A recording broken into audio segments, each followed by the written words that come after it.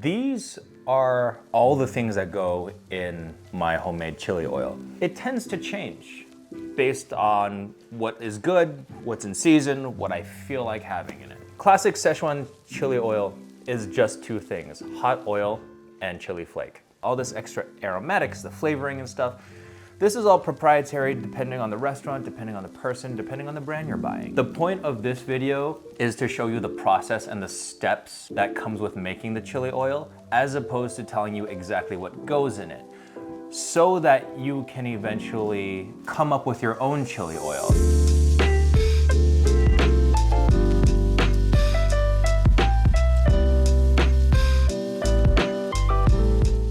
The first thing we're gonna do is process our bigger spices, which means you will need either like a mechanical spice grinder or a large spice grinder. And by processing our larger spices, I just mean like making these big things into smaller things. Now, the purpose of me doing this is because there is such a variation on the sizes of your spices. We're trying to maximize how much contact the oil has with all of your spices to get the maximum amount of flavor and aroma out of them. So for the larger ones, for things like regular cardamom, which like a lot of the most pungent things are inside a shell. But then on the other hand, we're leaving things like delicate things like fennel alone, because fennel will burn more quickly than any of these. And so we wanna like add these last. So this is probably the most mindful part of the process. But after that, it's pretty much just things in order. You're not trying to grind these all up into a powder. You're just trying to get them into smaller pieces so that they're able to mix in with the oil better. But then after they've become into like smaller chunks and parts of themselves, then you can add the other ones. You can add the cumin, spices that are already small, your fennel, and your coriander.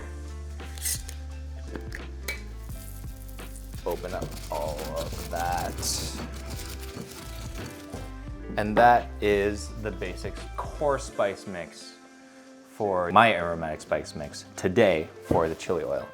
Next thing we're gonna do is process our aromatics, which means just like chopping up the green onions, chopping up the shallots. We're just using this for its aromatic quality, so very pretty, gorgeous pieces are not necessary. We are just maximizing the amount of surface area, the amount of contact, the smelly part of the scallions will have with the oil.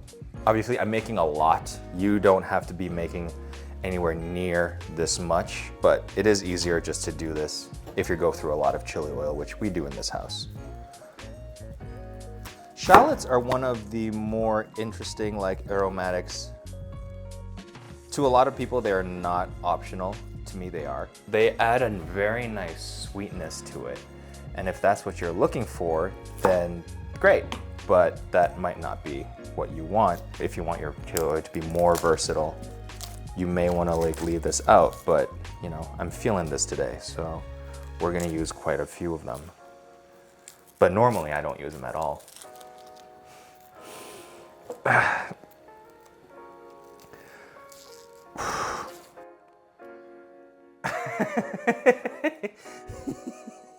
My camera guy loves to see me cry.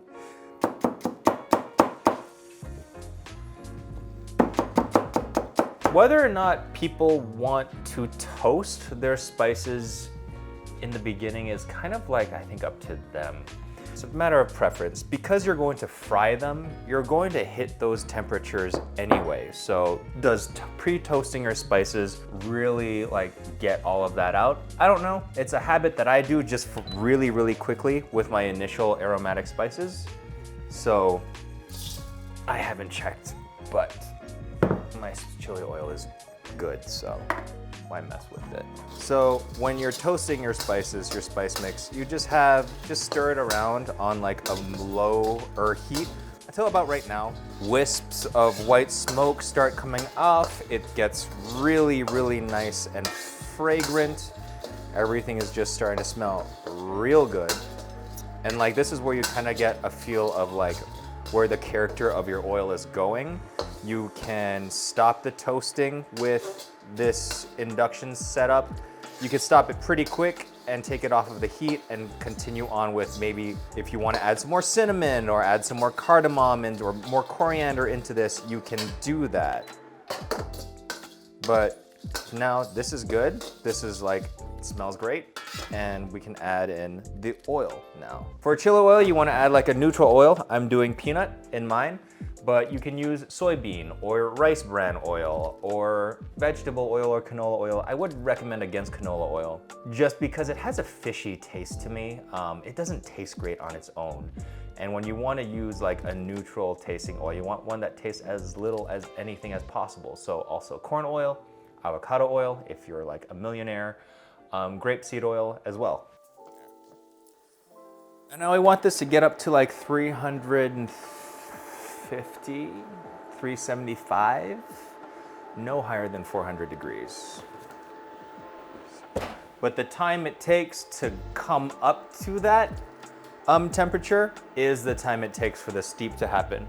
In terms of saltiness for your chili oil, oil does not take to salty flavors very easily or very well. It takes a lot more work. So one workaround that you have to it, this is the same trick to when you're making ginger scallion oil, is to salt your wet aromatics. This will draw moisture out.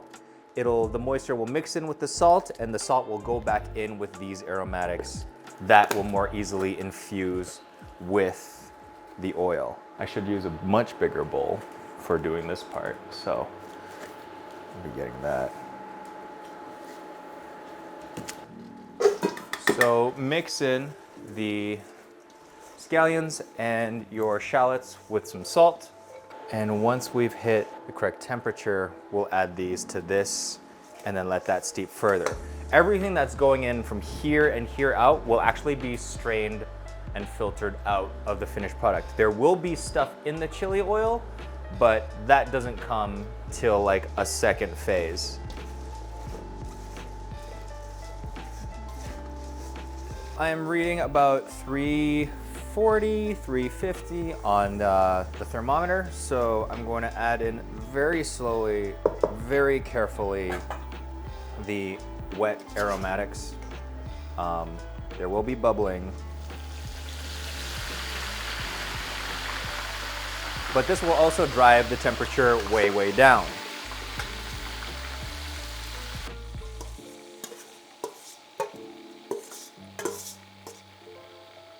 Now with these cooking in and infusing their oniony, sweet goodness into the chili oil, we're gonna let this come back up to 300 degrees. And once it hits that point, it'll be ready to strain and combine with the other ingredients that are gonna be in our chili oil. The final things that will go into our chili oil is obviously the chili crisp itself. This is just dried chilies. Extra thick sliced dried chilies. Yeah, so this is just Chinese dried chilies, as well as these two things, which are Sichuan peppercorns, and these are Sichuan peppercorns. Both have that great aromatic, limey citrus notes, but also their signature numbing flavor, or the signature numbing sensation, I should say. These, I like to put these unprocessed into my chili oil. I like how they look whole. I think they're dramatic and beautiful, just like you. And this is what gives the signature spice as well as the beautiful red color for the chili oil.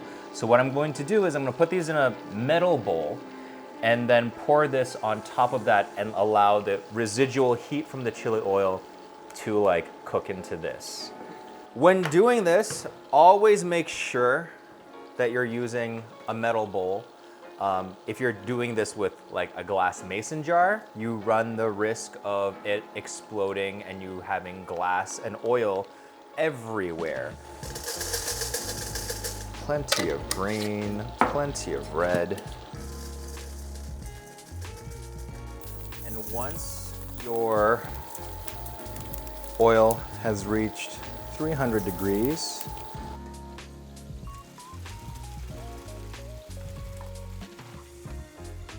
And after that, it's just a matter of letting that sit until it's cool and then bottling it up in a container that you want, and then you have your fragrant chili oil.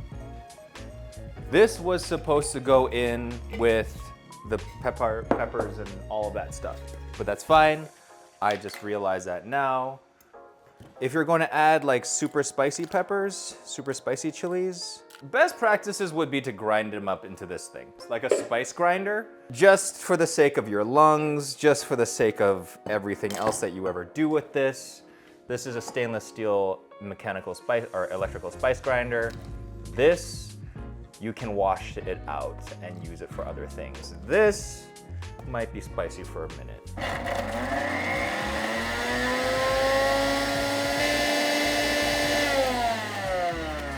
But also very fragrant and delicate, so you don't want high oil frying temperatures to like mess with it too much. Oh, everything hurts. So with the chili oil sufficiently, still very hot, but sufficiently cooled to the point where I'm pretty confident that it won't shatter this bowl. Probably wouldn't anyway, but better to be safe than sorry.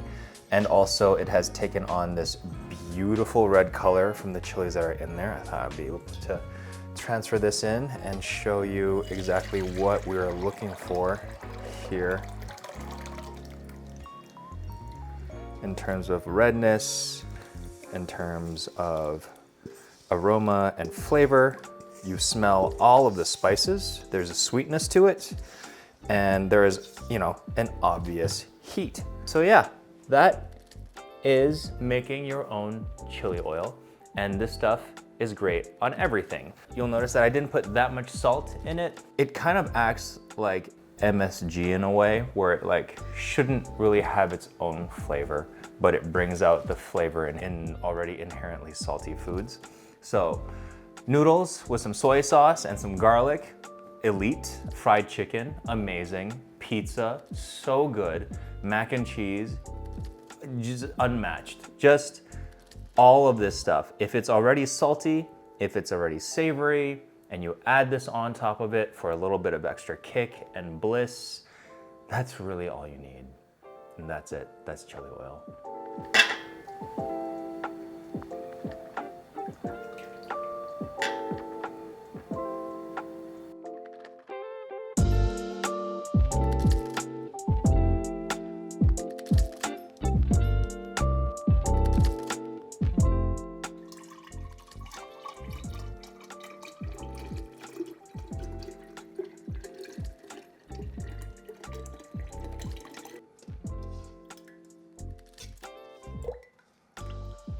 Keeps for officially, I mean, I've had like a jar of this in my fridge until it runs out, however long it takes.